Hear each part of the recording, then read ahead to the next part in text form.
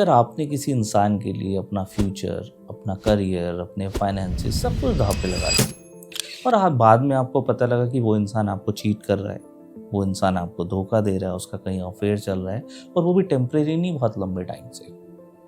तो अगर आप भी किसी ऐसी सिचुएशन से गुजर रहे हैं तो मैं समझ सकता हूँ ये आपके लिए कितना मेंटली एग्जॉस्टिंग होगा। और कहते हैं ना कि जब ऐसी सिचुएशन किसी भी इंसान के सामने आती है ना, तो उसकी पूरी की पूरी ज़िंदगी ही ख़त्म हो जाती है एक तरीके से।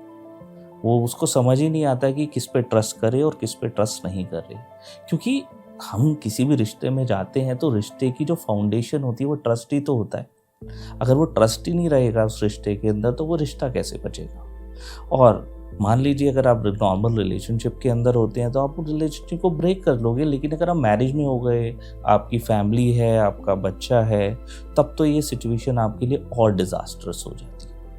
उसमें होता क्या है कि आपको यही नहीं पता होता कि जिस इंसान के साथ आप इतने टाइम तक ट्रस्ट करके रह रहे थे, अब आप उसके साथ रहना नहीं चाहते। आपकी फैमिली है, आप उससे आसानी से अलग भी नहीं होना चाहते हो।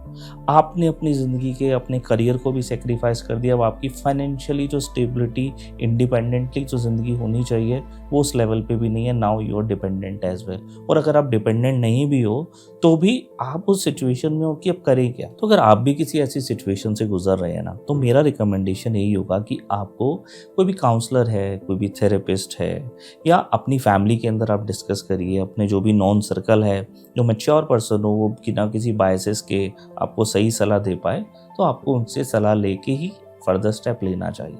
क्योंकि मैं समझ सकता हूँ ये ज़िंदगी का इतना बड़ा डिसीज़न है।